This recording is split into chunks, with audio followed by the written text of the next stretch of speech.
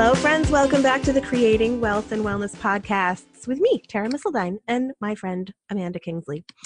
We are here to take you on a journey today where freedom is cultivated through personal development, where women connect to fuel their futures, and where wealth is created as a byproduct of being well. Thanks again for joining us today. I'm excited to talk about this topic, which is how do we make our partners feel important? And I'm sure that this is going to take lots of different directions in this episode. But Amanda, what are you grateful for today? Grateful for today. Hello, everybody. Oh dear.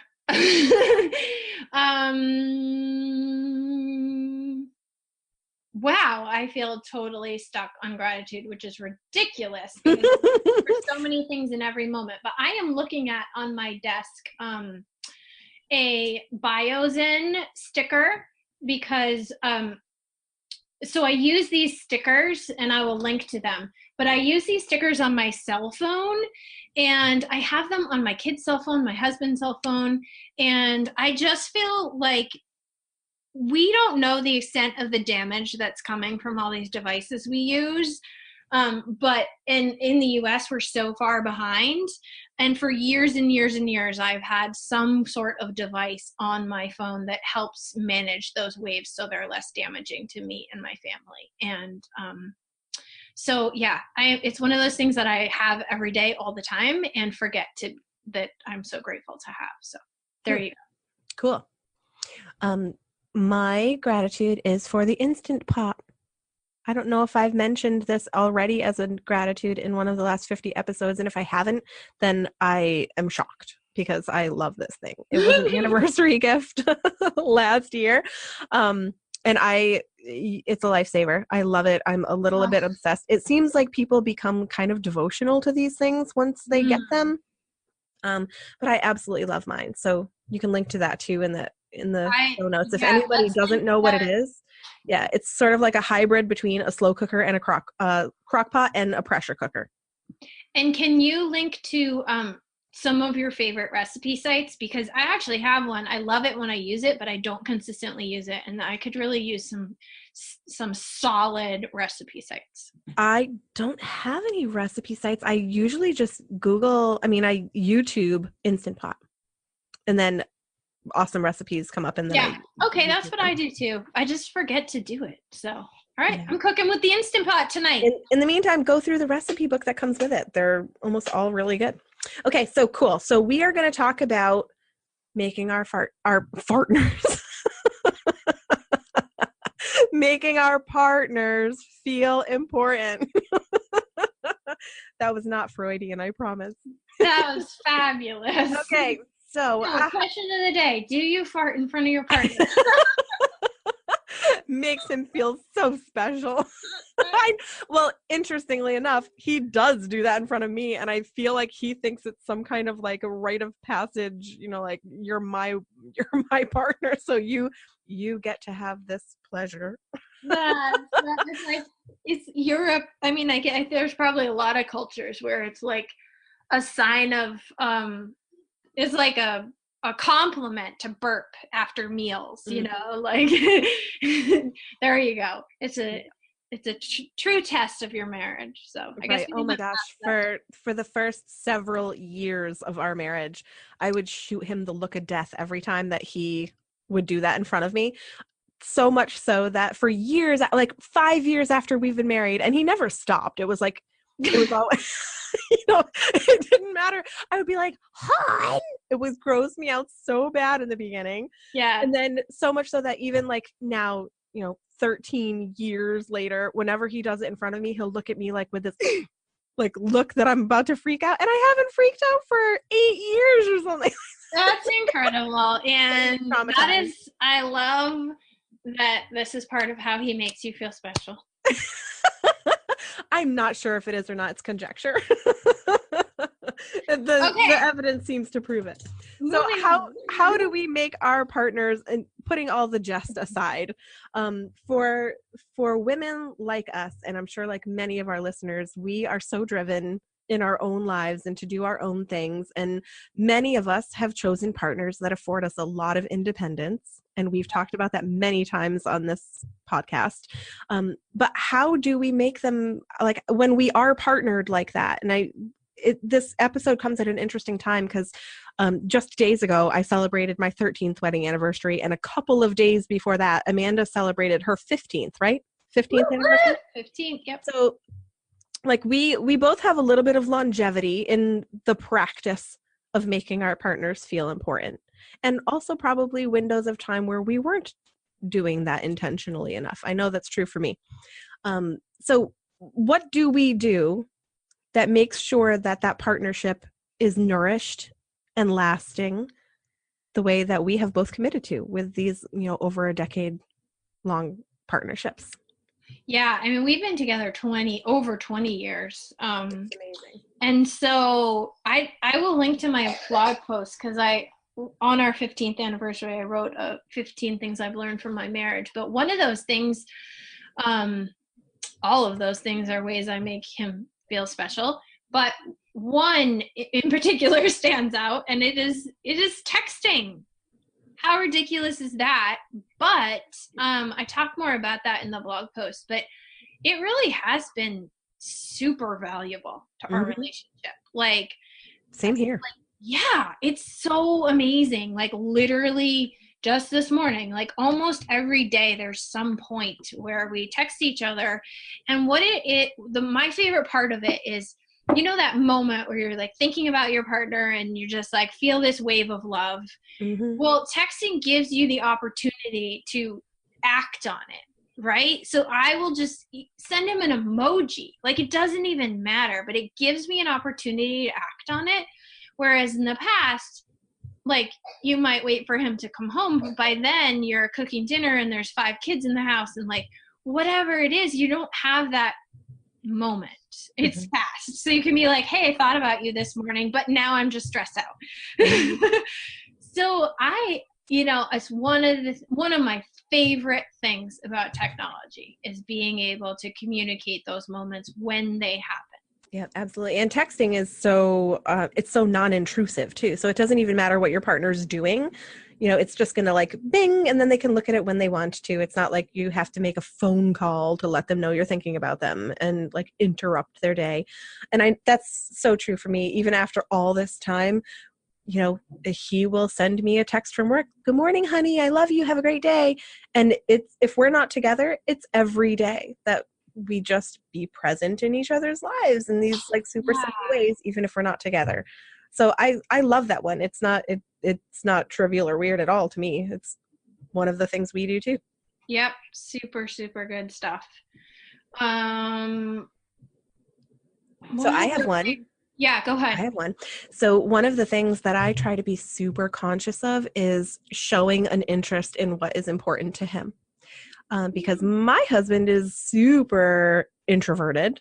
And while he doesn't behave as an introvert necessarily all the time with me, like we're on a different level than that, he doesn't seem uncomfortable or anything like that. But he is not necessarily one to volunteer what he's feeling. Like, his question is, not telling me about how he slept. He asks me, how did you sleep? Did you have any dreams? What did you dream about?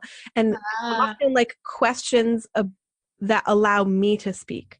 So when he does mention something, he's very creative, and sometimes he'll say, oh, I had this idea for a children's book that I thought would be awesome. And it's like, I could say, oh, that's cool. Or I could say like, oh, what was it? Tell me about it. Yeah. And often like he won't volunteer anything else if I just say, oh, that's cool. Like, right. and something that's kind of dismissive, like, hey, I heard you, but I don't really care what the idea was. And I do care. I'm just, my brain is always going, like so many miles an hour that it's hard if I'm not being intentional in that moment to be like, oh, here's an opportunity to let him take up some space in this relationship. Yeah. So I try to be super conscious of when that happens, like, let him take up the space, because he doesn't ever demand the space. So it's like I have to make sure that he has those moments. That's beautiful. Good job. Go, Tara. Thank you. Woo,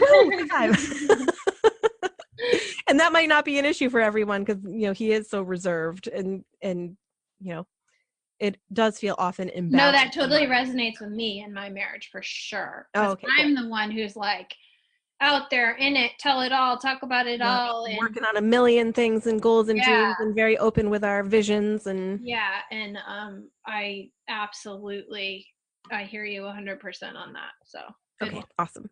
Cool. I'm gonna bring up taking taking some act on physical attraction.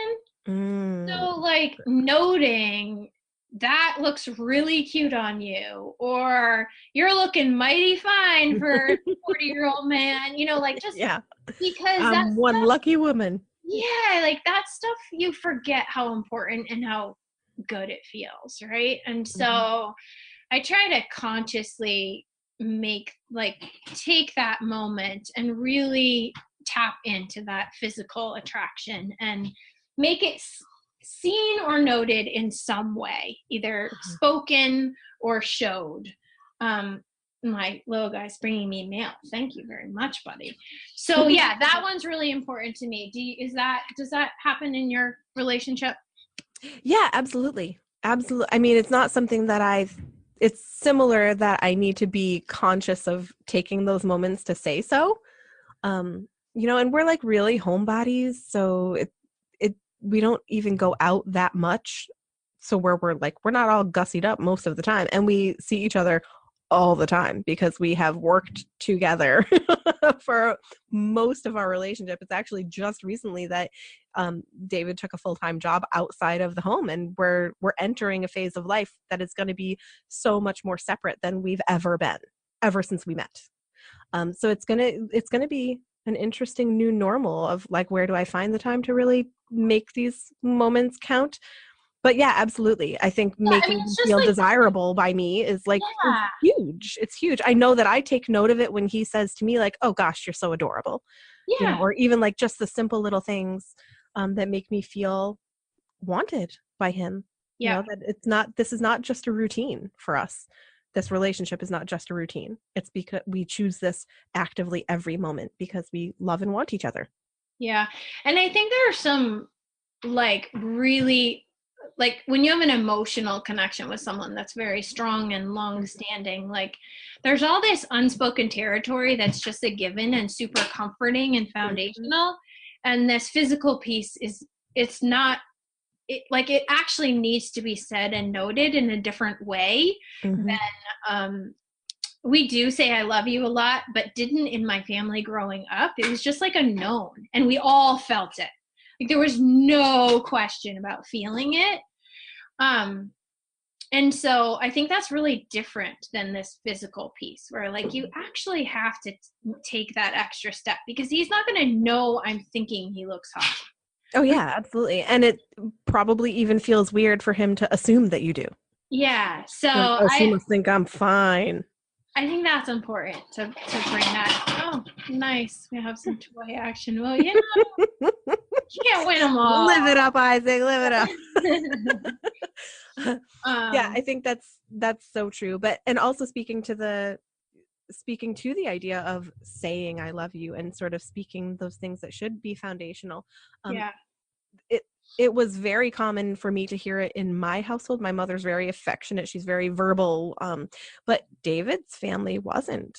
yeah. Like they didn't, and they didn't feel approved of all the time, and they didn't feel validated, and they didn't share affection They that didn't way. feel it or say it. Exactly, Yeah, exactly. From either perspective. So yeah. like I've spent most of our relationship because we were not as young as you guys. I know you guys were like high school sweethearts, right? Oh, we Weren't sure we? were. Yeah. So it feels like we were close because we were both like I think 22 when we met. But yeah, I feel like I've spent a lot of our relationship, trying to be that validation for him. But I do need to say it. Like it can't be assumed by him, because it never was. Like just they didn't say it, and I don't know whether or not they felt it, and he doesn't know either. So I definitely don't want him to have that perception of our relationship of always like wondering. So I do tell him all the time, and um he's he's become extremely forthright with his affection as well. And like we do say, I love you probably to a disgusting amount to some people, but I'm not of the mind that there's ever too much of that going around, you know? Have you both taken the 5 love language? Like, have you tapped Neither into one of that? us, you know, like of all the books that I've ever read, that's not Yeah. one that I have read yet. Yeah. I haven't read it either. I've I taken mean, the I know the basic concept. one. Yeah, I know the premise of it. Yeah. Yeah. And not actually, someone brought that up to me this morning for some reason. So maybe it's present on my mind. And I did take the quiz actually fairly recently. But I think that's an important thing to note, like in any partnership. Like, how does this person hear and receive my love? Because it might Oh be God, different great than the point. way I give it. Yep, You know? great point. So that That is, feeds into our theme of making them feel important is not, yeah, you know, not loving them in the exactly. way that satisfies us, but Yeah. loving them in the way that satisfies them. That's a superb point. Thanks for Yeah, bringing that up. because like you might be someone who really needs words of affirmation and you need to Mm-hmm. hear it. And then your partner is someone who just like needs like physical tokens, like a Mm-hmm. flower, a Yeah. note, a special rock, like whatever it is. And unless you know that about them, it can be hard to meet their love language. And so I think those things are so important to see and recognize, because particularly like the gift one, if you're not someone who responds to gifts, you can think Mm-hmm. it's silly or materialistic or like, Or shallow or yeah, whatever. but it's not. There's so much meaning behind that. And so to understand your Mm-hmm. partner's love language and then speak to them in that way is Yeah. really powerful. Yeah. Yeah, kids too, because I was Yes. surprised to learn that Aria, my daughter, she is the physical gift love language. So she's constantly Right. bringing me little weeds from the garden saying, I Right. have something for you. I love you. It's this little dandelion leaf, you Yeah. know? And to her, it's something so precious. Right. And then I forget, like, I feel like, oh, I don't want to spoil you by showering you with things all the time. And it doesn't have to be anything. Like, it can literally be like, I have a present for you. It's this curly hair that fell out of my head. Here you go. I love you so much. And she's like, Yeah. oh, it's so precious, you Or know? I made you this beautiful lunch. Well, you were going to make lunch Exactly. anyway. But if you Yep. know your kid responds This that way, is you for can you. present it as, I made you this beautiful lunch. And they're like, Yeah. oh, I'm Oh my God, so thank lucky. My you. mama made me a beautiful She lunch. loves me so much. Yeah. Yeah. So we But will definitely link to that. yeah, and that makes me feel like I should probably take that quiz with him and find out what his is. I mean, I have some inklings and we have discovered ways of really validating that for each other, but it would be good to have some concrete affirmations on that. Yeah. I Cool. have one Thanks for more bringing that up. thing before we wrap. One Yeah. more quick thing. Feng Shui is a really big part of my life, a Mm-hmm. really big part of my co-coaching practice. And bringing some attention to the love areas of our home is super important for me.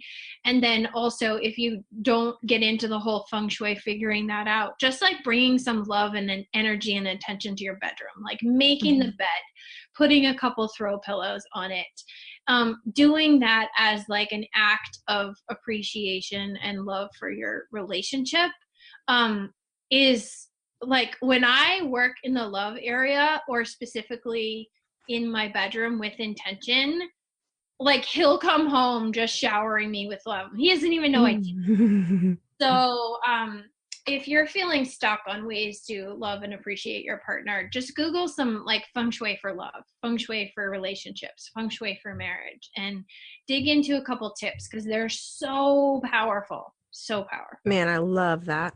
Yeah. I love that. You know how you guys did the you and Jen Yep. Heilman Yep. actually did the like feng shui for your entryway Yeah. this past spring? Yep. It would be very cool if you did one for that, like Just feng did shui a for your blog post. bedroom. A Yeah, love she just, post? yep, exactly. She just did a blog post, so I will link to that. Awesome. Yeah, let's link to that too. I'd Yeah. be very interested in reading it. I'm also fascinated by the science and art of feng shui. Cool, cool. I Awesome. So what are our asks today? Um, I was just gonna ask for more patience as my son how amazing that a 4-year-old will even let me record a blog I podcast. know. Way to go, Isaac. Thank you. I'm gonna just stick that in gratitude and ask myself to be extra patient. Cool. I am actually going to ask for people to visit my Instagram and like me at my all in life, and then post a picture and tag the hashtag my all in life with a selfie of you and your partner. Because I want to see all you awesome listeners with Oh, your loved ones. Please do that for me so that we can share in the happiness of being partnered and how awesome it is. good. Love Okay. it. All right. Till next time.